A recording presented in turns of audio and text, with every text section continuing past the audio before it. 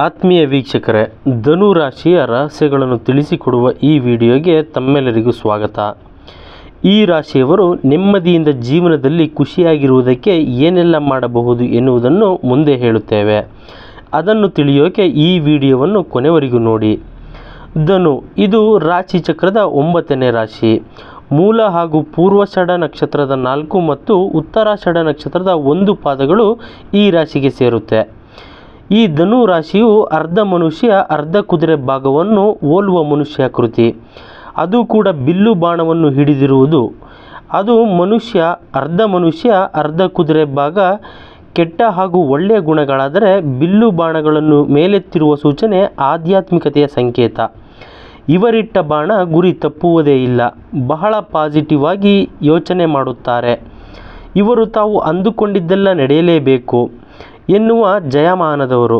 ಆದರೆ ಇವರು ಅಂದುಕೊಂಡಿದ್ದೆಲ್ಲ ಆಗುತ್ತಾ ಹೇಗೆ ಅನ್ನೋದನ್ನು ನಾವೀಗ ನೋಡೋಣ. ಅದಕ್ಕೂ ಮುಂಚೆ ನೀವಿನ್ನು ನಮ್ಮ ದೈವ ಮಾಹಿತಿ ಚಾನಲನ್ನು ಸಬ್ಸ್ಕ್ರೈಬ್ ಮಾಡಿಕೊಂಡಿಲ್ಲ ಅಂದರೆ ಈ ಕೂಡಲೇ ಸಬ್ಸ್ಕ್ರೈಬ್ ಮಾಡಿಕೊಳ್ಳಿ. ನಾವು ನೀಡುವಂತಹ ಎಲ್ಲ ರೀತಿಯ ದೈವ ಮಾಹಿತಿಗಳು ಹಾಗೂ ರಾಶಿ ಭವಿಷ್ಯಗಳು ನಿಮ್ಮ ಮೊಬೈಲಿಗೆ ಬರುತ್ತದೆ. ಈ ರಾಶಿಗೆ ಅಧಿಪತಿ ಗುರು. ಅದರ ಪ್ರಕಾರ ಹೇಳುವುದಾದರೆ ಇವರು ನೋಡೋಕೆ ಸಾಮಾನ್ಯ ಎತ್ತರವಿದ್ದು ದಪ್ಪ ಕೂದಲನ್ನು ಹೊಂದಿರುತ್ತಾರೆ. ಆಕರ್ಷಕವಾದ ಹೊಳೆಯುವಂಥ ಕಣ್ಣುಗಳು, ಮೃದುವಾದ ಸುಮಧುರವಾದ ಧ್ವನಿ, ಉದ್ದವಾದ ಕೈಕಾಲುಗಳು, ದೊಡ್ಡದಾದ ಮೂಗು, ಹಾಗೆ ಮೇಲಿನ ಹಲ್ಲುಗಳು. ಇವರು ಸಂದರ್ಭಕ್ಕೆ ತಕ್ಕ ಹಾಗೆ ಸರಳವಾದ ಬಟ್ಟೆಯನ್ನು ಧರಿಸುತ್ತಾರೆ. ಉತ್ತಮ ವ್ಯಕ್ತಿತ್ವವನ್ನು ಹೊಂದಿರುವವರು. ಜೀವನದಲ್ಲಿ ಒಳ್ಳೆಯದನ್ನೇ ನೋಡೋಕೆ ಬಯಸುತ್ತಾರೆ. ಯಾವ ರೀತಿ ತೊಂದರೆಗೂ ಸಿಕ್ಕಿ ಹಾಕೊಳ್ಳೋಕೆ ಬಯಸುವುದಿಲ್ಲ. ಆದರೆ ಪ್ರೀತಿ ಪಾತ್ರರ ಸಮಸ್ಯೆಯನ್ನು ಬಗೆಹರಿಸೋಕೆ ಯಾವಾಗಲೂ ಮುಂದಿರುತ್ತಾರೆ. ಇವರು ಸತ್ಯಾನ್ವೇಷಕರು, ಸಾಹಸಿಗಳು ಹಾಗೂ ಪ್ರಯಾಣ ಪ್ರಿಯರು. ತಮಾಷೆ ಮಾಡಿ ಜನರನ್ನು ಸಂತೋಷವಾಗಿ ಇಡುವವರು. ಒಳ್ಳೆಯ ಸಂಗಾತಿಗಳು. ಇವರು ಪ್ರಾಮಾಣಿಕರಾಗಿದ್ದು ಮುಖ ನೋಡಿ ವಸ್ತುಗಳನ್ನು ತೆಗೆದುಕೊಳ್ಳುವುದಿಲ್ಲ. ಪ್ರಕೃತಿ ಹೊರಾಂಗಣ ಚಟುವಟಿಕೆಗಳನ್ನು ತುಂಬಾ ಇಷ್ಟಪಡುತ್ತಾರೆ. ಇವರು ದೈಹಿಕ ಚಟುವಟಿಕೆಗಳಲ್ಲಿ ಯಾವತ್ತೂ ಮುಂದೆ. ಆದರೂ ಕೆಲವೊಮ್ಮೆ ಅತಿ ಸೋಮಾರಿಗಳಾಗಿ ಬಿಡುತ್ತಾರೆ. ಯಾರ ಮೇಲೂ ಹಕ್ಕನ್ನು ಸಾಧಿಸೋಕೆ ಇಷ್ಟಪಡುವುದಿಲ್ಲ. ಇನ್ನು ಇವರು ಪ್ರೀತಿಯಲ್ಲಿ ಖುಷಿಯಾಗಿರುತ್ತಾರೆ. ಹಾಗೆ ಪ್ರೀತಿಯಲ್ಲಿ ನಿಷ್ಠಾವಂತರು ಹಾಗೂ ಸಮರ್ಪಣೆ ಮನೋಭಾವದವರು. ಸ್ನೇಹಿತರಿಗಾಗಿ ತುಂಬ ಪ್ರೀತಿಸುವ ಸ್ಫೂರ್ತಿದಾಯಕ ಹಾಗೂ ಉದಾರ ಮನೋಭಾವದವರು. ಹಾಗೆ ಇವರು ನಿಷ್ಠಾವಂತ ಸ್ನೇಹಿತರನ್ನು ಕೂಡ ಹೊಂದಿರುತ್ತಾರೆ. ಕೊನೆವರೆಗೂ ತಮ್ಮ ಗೆಳೆತನ ಉಳಿಸಿಕೊಳ್ಳುತ್ತಾರೆ. ಆರೋಗ್ಯದ ವಿಚಾರ ನೋಡುವುದಾದರೆ ಇವರಿಗೆ ಹೆಚ್ಚು ಆರೋಗ್ಯದ ಸಮಸ್ಯೆಗಳು ಕಂಡುಬರುವುದಿಲ್ಲ. ಆದರೆ ಕೆಲವೊಮ್ಮೆ ಸೊಂಟ, ತೊಡೆ, ಹೊಟ್ಟೆ ಹಾಗೂ ಕಾಲಿಗೆ ಸಂಬಂಧಪಟ್ಟ ತೊಂದರೆಗಳು ಕಾಣಿಸಿಕೊಳ್ಳಬಹುದು. ರಕ್ತದೊತ್ತಡ ಸಮಸ್ಯೆ ಕೂಡ ಕಾಣಬಹುದು. ಇವರು ಮದ್ಯಪಾನ ಮತ್ತು ಕೊಬ್ಬಿನಾಂಶ ಇರುವ ಆಹಾರ ಸೇವನೆಯನ್ನು ಕಡಿಮೆ ಮಾಡಬೇಕು. ಹಾಗೆ ವಾಹನ ಚಲಾಯಿಸುವಾಗ ಯಾವಾಗಲೂ ಎಚ್ಚರಿಕೆಯಿಂದ ಇರಬೇಕು. ಈಗ ಧನು ರಾಶಿಯವರ ವೃತ್ತಿ ಜೀವನದ ಸೀಕ್ರೆಟ್ಗಳನ್ನು ನೋಡೋಣ. ಪ್ರಯಾಣಕ್ಕೆ ಸಂಬಂಧಿಸಿದ ವೃತ್ತಿಗಳು ಇವರಿಗೆ ಬಹಳನೇ ಆಕರ್ಷಿಸುತ್ತವೆ. ಹೊಸ ಜನರ ಭೇಟಿ ಮಾಡೋಕ್ಕೆ ಹಾಗೆ ಹೊಸ ಸಂಸ್ಕೃತಿಯನ್ನು ಇಷ್ಟಪಡುತ್ತಾರೆ. ಇವರು ಕೆಲಸವನ್ನು ಎಷ್ಟು ಬೇಗ ಶುರು ಮಾಡಿದರೂ ಮುಗಿಸುವುದು ತುಂಬ ತಡವಾಗಿಯೇ. ಇವರು ಟ್ರಾವೆಲ್ ಗೈಡ್ ಕೂಡ ಆಗಬಹುದು. ಬೇರೆಯವರಿಗೆ ಹೇಗೆ ಒಳ್ಳೆಯದನ್ನು ಮಾಡಬೇಕು ಎಂದು ತಿಳಿಯುವುದರಿಂದ ಸಾಮಾಜಿಕ ಕಾರ್ಯಕರ್ತರಾಗಬಹುದು. ಇವರು ಉತ್ತಮ ರಾಜಕಾರಣಿಗಳು, ಕಾರ್ಯಕರ್ತರು, ಶಿಕ್ಷಕರು, ನರ್ಸ್ ಅಥವಾ ವೈದ್ಯಕೀಯ ವೃತ್ತಿಯನ್ನು ಮಾಡಬಹುದು. ಇವರು ಧೈರ್ಯಶಾಲಿಯಾಗಿ ಆತ್ಮವಿಶ್ವಾಸದಿಂದ ಕಷ್ಟವನ್ನು ಮೆಟ್ಟಿ ನಿಲ್ಲುತ್ತಾರೆ. ತಮ್ಮ ಗುರಿ ಸಾಧಿಸೋಕೆ ಹೊರಡುವ ಮುನ್ನ 2 ಬಾರಿ ಯೋಚಿಸುತ್ತಾರೆ. ಬುದ್ಧಿ ಹಾಗೂ ಕೆಲಸದ ವಾತಾವರಣವನ್ನು ಹಾಸ್ಯ ಹಾಗೂ ಉತ್ಸಾಹದಿಂದ ಇಡುವುದು ಇವರ ಸ್ವಭಾವ. ಅದಕ್ಕೆ ಎಲ್ಲರೂ ಅವರ ಜೊತೆ ಕೆಲಸ ಮಾಡೋಕೆ ಬಯಸುತ್ತಾರೆ. ಕೆಲಸವನ್ನು ಹಗುರವಾಗಿ ತೆಗೆದುಕೊಳ್ಳದೆ ಎಷ್ಟೇ ಕಷ್ಟ ಇದ್ದರೂ ಮುಗಿಸುವ ಮನೋಭಾವ ಇವರದು. ಸ್ಫೂರ್ತಿದಾಯಕ ನಾಯಕರು. ಇವರು ಇತರ ರಾಶಿಯವರಿಗಿಂತ ಹೆಚ್ಚು ಪಾಸಿಟಿವ್ ಮನೋಭಾವದವರು. ಇನ್ನು ಈ ರಾಶಿಯ ಮಹಿಳೆಯರು ಆದರ್ಶವಾದಿಗಳು.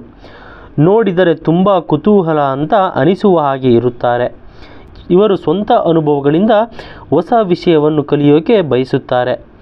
ಇವರು ಕಷ್ಟಾನ ಸುಖಾನು ಜೀವನ ಬಂದ ಹಾಗೆ ಅನುಭವಿಸುತ್ತಾರೆ. ಅವರ ಕ್ರಿಯೆ ಹಾಗೂ ಮಾತು ಬೇರೆಯವರ ಮೇಲೆ ಹೇಗೆ ಪರಿಣಾಮ ಬೀಳುತ್ತದೆ ಅಂತ ಒಂದು ಚೂರು ಯೋಚನೆಯೂ ಕೂಡ ಮಾಡುವುದಿಲ್ಲ. ಯಾವಾಗಲೂ ಅವಸರದಲ್ಲಿ ಇರುತ್ತಾರೆ. ಸ್ವಲ್ಪ ಲೇಟ್ ಆದರೂ ಕೋಪನೇ ಬಂದು ಬಿಡುತ್ತದೆ. ಈ ರಾಶಿಯ ಪುರುಷರಿಗೆ ಸರಿ ಹಾಗೂ ತಪ್ಪುಗಳ ಪ್ರಜ್ಞೆ ಇದೆ. ಇವರು ಅನಗತ್ಯ ಅಪಾಯಗಳನ್ನು ಮೈಮೇಲೆ ಎಳೆದುಕೊಳ್ಳುವ ಸಾಧ್ಯತೆ ಹೆಚ್ಚು. ಪ್ರತಿಯೊಬ್ಬರನ್ನು ಕಂಪೇರ್ ಮಾಡಿ ನೋಡುವುದು ಕೆಲವೊಮ್ಮೆ ಪ್ರಾಮಾಣಿಕತೆಯೇ ಮುಳ್ಳಾಗಬಹುದು.